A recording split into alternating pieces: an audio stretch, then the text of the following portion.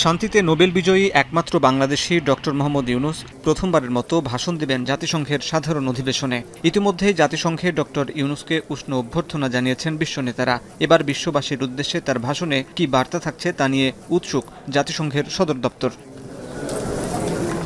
জানা গেছে, ভাষণে সম্প্রতি বাংলাদেশে ঘটে যাওয়া জুলাই বিপ্লবের সংগ্রাম ও ত্যাগের গল্প তুলে ধরবেন ডক্টর ইউনূস। বাংলাদেশের মানুষ যেভাবে একনায়কতন্ত্র, নিপীড়ন, বৈষম্য, অবিচার ও দুর্নীতির বিরুদ্ধে রাজপথ এবং সামাজিক যোগাযোগ মাধ্যমে দৃঢ়ভাবে রুখে দাঁড়িয়েছিল, সেটিরও বর্ণনা দেবেন।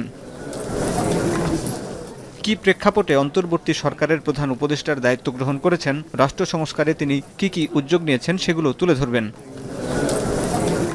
এছাড়া ফিলিস্তিনে গণহত্যা ও রাশিয়া ইউক্রেন যুদ্ধ অনতিবিলম্বে বন্ধ এবং রোহিঙ্গা সংকট সমাধানে বিশ্ববাসীর সহযোগিতা ও সহায়তা চাইবেন তিনি। পাশাপাশি জলবায়ু পরিবর্তন, সরকারের অন্তর্ভুক্তিমূলক অর্থনৈতিক উন্নয়ন এবং অন্যান্য বৈশ্বিক আঞ্চলিক বিষয়গুলো তুলে ধরবেন ডক্টর ইউনূস।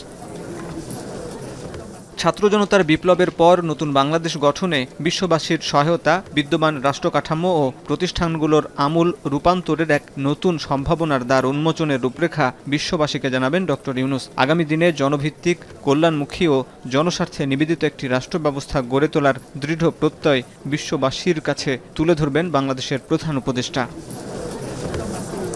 হাসিব বিল্লাহ, এখন, ঢাকা। 250-টিরও বেশি ডিজাইন অপশন নিয়ে ওয়ালটন স্মার্ট ফ্রিজ, বোঝে আপনার প্রয়োজন।